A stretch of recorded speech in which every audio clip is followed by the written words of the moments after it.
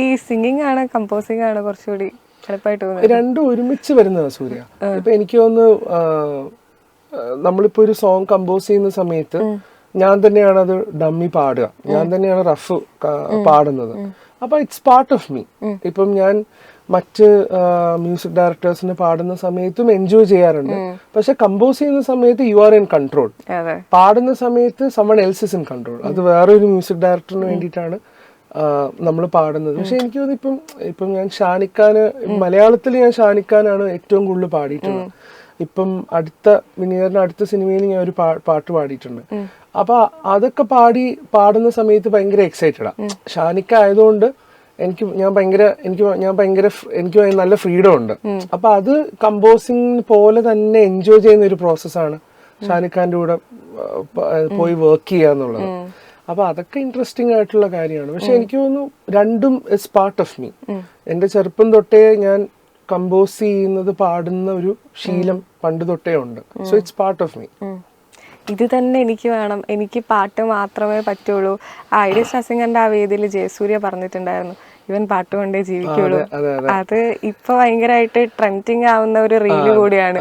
അപ്പൊ ശരിക്കും എപ്പോഴായിരുന്നു തോന്നിയത് ഞാൻ ഇതുകൊണ്ട് മാത്രമേ ജീവിക്കുള്ളൂ, ഇതാണ് എന്റെ ലൈഫ് എന്ന് തോന്നിയൊരു മൊമെന്റ്? എനിക്ക് ഇൻബിൽഡ് ആയിരുന്നു സൂര്യ. എനിക്ക് ചെറുപ്പം തൊട്ടേ എനിക്കിതല്ലാതെ വേറെ ഒരു ദിശയിലോട്ടുള്ള ചിന്ത പോയിട്ടില്ല. വേറെ എന്തെങ്കിലും പഠിക്കാൻ പോവാ. ഇപ്പൊ ഫാമിലി പേരൻസ് ഒക്കെ പലപ്പോഴും പറഞ്ഞിട്ടുണ്ട്, നീ ഇത് ഫോക്കസ് ചെയ്ത് അത് പഠിച്ചിട്ട് പാരലലി ചെയ്യും, ഇതിന്റെ ഒരു ബൈസ്റ്റാൻഡ് ആയിട്ട് എടുത്താൽ മതി. പക്ഷെ എന്റെ മനസ്സിൽ എനിക്ക് ഒരിക്കലും വേറെ ഒരു പരിപാടി എനിക്ക് ആലോചിക്കാൻ പോലും പറ്റില്ല ഈ ഒരു നിമിഷം പോലും. മ്യൂസിക്കിനെ ചുറ്റിപ്പറ്റിയിട്ടുള്ള എന്തെങ്കിലും ഒരു ജോലി മാത്രമേ എനിക്ക് ആലോചിക്കാൻ പറ്റുള്ളൂ. അപ്പൊ ഞാൻ സൗണ്ട് എഞ്ചിനീയർ ആയിട്ട് വർക്ക് ചെയ്യുന്ന സമയത്ത് പോലും എനിക്ക് കമ്പോസിംഗിൽ ഇൻവെസ്റ്റ് ചെയ്യണമായിരുന്നു ടൈം. അങ്ങനെ ഞാൻ വർക്ക് ചെയ്തിട്ട് വെളുപ്പിനെ എനിക്കൊന്നൊരു മോർണിംഗ് ഒരു 9 മണി തൊട്ട് നെക്സ്റ്റ് ഡേ മോർണിംഗ് 2 മണി വരെയൊക്കെ വർക്ക് ചെയ്യും. പിന്നെ റൂം എത്തിയിട്ട് ഒന്ന് കുളിച്ച് ഫ്രഷ് ആയിട്ട് വെളുപ്പിന് 3 മണിക്കൊക്കെ കമ്പോസ് ചെയ്യാനിരിക്കും, രാവിലെ 6 മണി വരെ.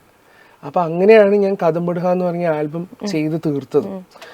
ഈ കദംബഡ്ഹ ആൽബമാണ് വിനീതേട്ടൻ കേട്ടതിന് ശേഷമാണ് ഹൃദയത്തിലേക്ക് എനിക്കൊരു ഓഫർ വരുന്നത്. അപ്പം ഒബ്വിയസ്ലി എല്ലാത്തിനും നമ്മൾ വർക്ക് ചെയ്യുന്നതിന്റെ എഫേർട്ട് ആയിരിക്കും ഒരു പക്ഷെ അതിന് വരുന്നത്. അതിനു മുന്നേ വിനീതേട്ടന് ഒരു അവാർഡൊക്കെ വാങ്ങിക്കൊടുത്തിരുന്നു, ജാനമേരി ജാന. അത് താങ്ക്സ് ടു അവരുടെ എന്താ പറയാ മെമ്പേഴ്സിന് താങ്ക്സ് പറയണം. ആ സോങ്ങും എനിക്ക് ഒരിക്കലും മറക്കാനാവാത്തൊരു ട്രാക്കാണ്. അതിന്റെ റെക്കോർഡിങ്ങും അതിന്റെ എക്സ്പീരിയൻസും ഒക്കെ കാപ്പിച്ചിനോ എന്ന് പറയുന്ന സിനിമയ്ക്ക് വേണ്ടിയിട്ട്. അന്ന് തോന്നിയിരുന്നോ പാട്ട് കമ്പോസ് ചെയ്യുന്ന സമയത്ത്? ഒരിക്കലും ഇല്ല. ഇപ്പം അത് കഴിഞ്ഞതിന് ശേഷം ഓളക്കണ്ണ് നാൾ എന്ന് പറഞ്ഞ ഒരു സിനിമയില് 2 സോങ് പാടാൻ വേണ്ടി വിനീതേട്ടനെ റെക്കോർഡ് ചെയ്യാൻ വേണ്ടി ഞങ്ങള് ചെന്നൈയിൽ പോയി, ഞാനും ഡയറക്ടറും അതിൽ അഭിനയിച്ച നടനും ഒക്കെ. അപ്പൊ നമ്മളെല്ലാരും ചെന്നൈയിൽ പോയിട്ട് റെക്കോർഡിങ് ചെയ്തതിന് ശേഷമാണ് ഞാൻ വിനീതേട്ടനോട് പറയുന്നത്, വിനീതേട്ടൻ എന്തെങ്കിലും ഒരു ഫിലിം, വിനീതേട്ടൻ ഡയറക്ട് ചെയ്യുന്നതല്ല, വേറെ ഏതെങ്കിലും ഒരു സിനിമ, എന്തെങ്കിലും ഒരു ഓഫർ ഉണ്ടെങ്കിൽ ഒന്ന് പറയണം. കാരണം നമ്മൾ ഇടുന്ന എഫേർട്ട് സെയിം ആണ്. ഇപ്പം തിയേറ്ററിൽ റൺ ചെയ്യാത്ത സിനിമകൾക്കും തിയേറ്ററിൽ ഓടുന്ന സിനിമകൾക്കും നമ്മൾ സെയിം എഫേർട്ടാണ് ഇടുന്നത്. അപ്പൊ എനിക്ക് തോന്നുന്നു എന്നെ സംബന്ധിച്ച് ഇനിയുള്ള കാലം എല്ലാ പ്രേക്ഷകരിലേക്കും എത്തുന്ന സിനിമയിൽ നമ്മൾ വർക്ക് ചെയ്താൽ മാത്രമേ നമ്മുടെ വർക്ക് ആൾക്കാർ കാണുള്ളൂ. ഇല്ലെങ്കിൽ അതിലൊരു കാര്യമില്ല. ഒബ്വിയസ്ലി എല്ലാവരും സിനിമ എടുക്കുന്നത് ഹിറ്റ് ആവാനും തിയേറ്ററിൽ റൺ ചെയ്യാൻ വേണ്ടിയിട്ടാണ്. പക്ഷെ എന്നെ സംബന്ധിച്ച് നല്ല സിനിമയുടെ ഭാഗം ഓടുന്ന അല്ലെങ്കിൽ റണ്ണാവുന്നതും തിയേറ്ററിലേക്ക് ആൾക്കാരെ ആകർഷിക്കുന്ന സിനിമയിൽ ഭാഗമാകാൻ കഴിയുക എന്നുള്ളതാണ് എൻ്റെ ഏറ്റവും വലിയ ആഗ്രഹം. അപ്പം അങ്ങനെയുള്ള എന്തെങ്കിലും അവസരങ്ങൾ ഉണ്ടോ എന്ന് ചോദിച്ചതിൽ നിന്നുമാണ് അവസാനം ഹൃദയം എന്ന് പറഞ്ഞ സിനിമ വിനീതേട്ടൻ തരുന്നത്.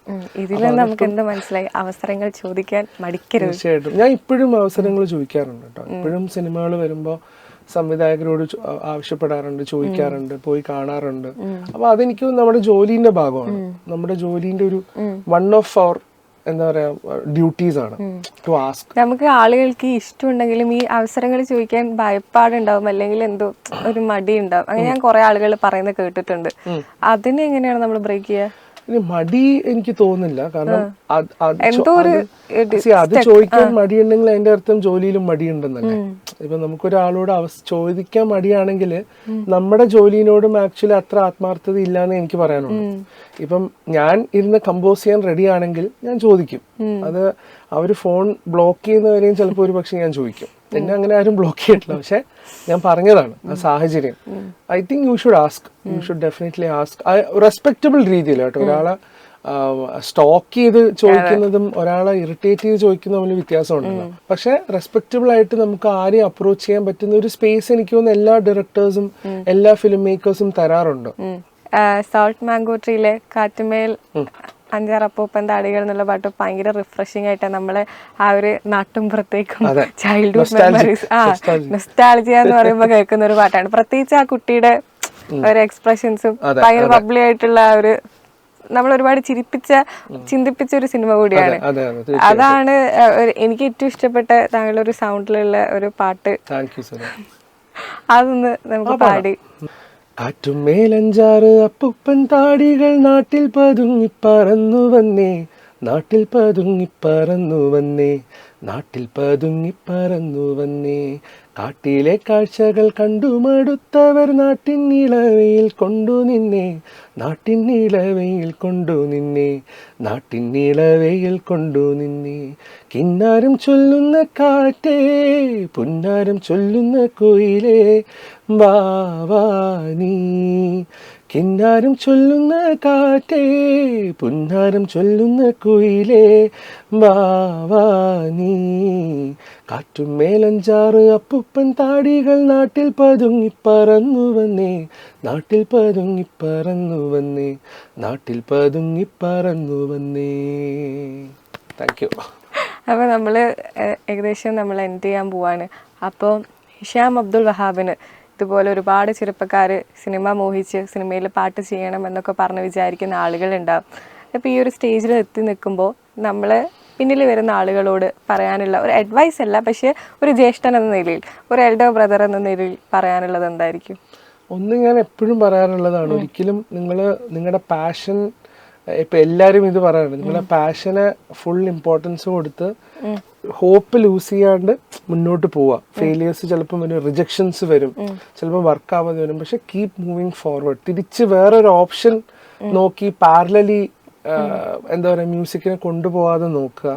മ്യൂസിക്കിൽ എങ്ങനെ ഓപ്പർച്യൂണിറ്റി നമുക്ക് കൊണ്ടുവരാൻ പറ്റും എന്നുള്ളത് ആലോചിക്കുക. പിന്നെ അതാണ് ഏറ്റവും മെയിൻ. പിന്നെ എനിക്ക് തോന്നുന്നു സെക്കൻഡ്, നമ്മൾ വളരെ കുറച്ച് കാര്യങ്ങൾക്ക് മാത്രം ഇറിറ്റേറ്റഡ് ആവാൻ നോക്കുക.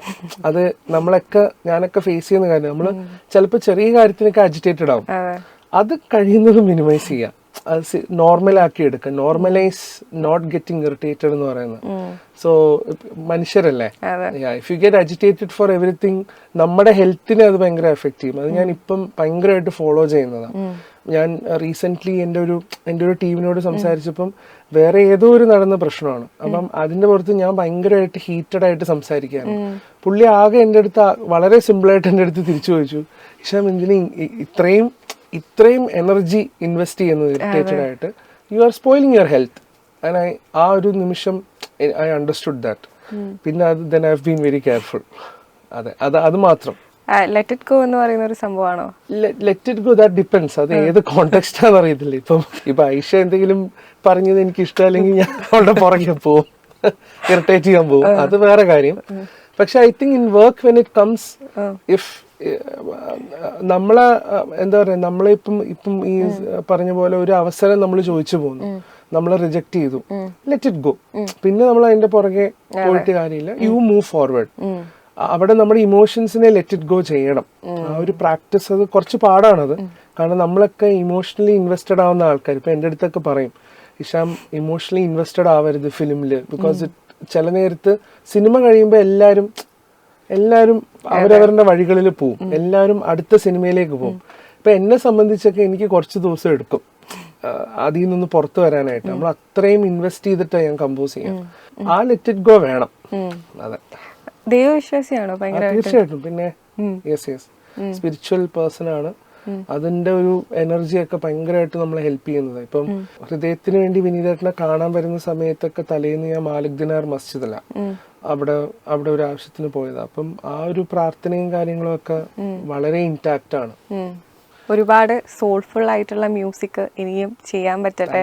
ഹിഷാം അബ്ദുൽ വഹാബിന്റെ ഒരു മാജിക് എന്ന് പറയുന്നത് എല്ലാ പാട്ടിലും ആത്മാവുണ്ട്, എല്ലാ പാട്ടിലും ആ ഒരു സോൾ ഉണ്ട്, നമുക്ക് എല്ലാ ഇമോഷൻസും കണക്ട് ചെയ്യാൻ പറ്റുന്നുണ്ട്. അങ്ങനെ ഒരുപാട് പാട്ടുകൾ ചെയ്യാൻ പറ്റട്ടെ എന്ന് ആശംസിക്കുന്നു. Thank you Surya. Thank you.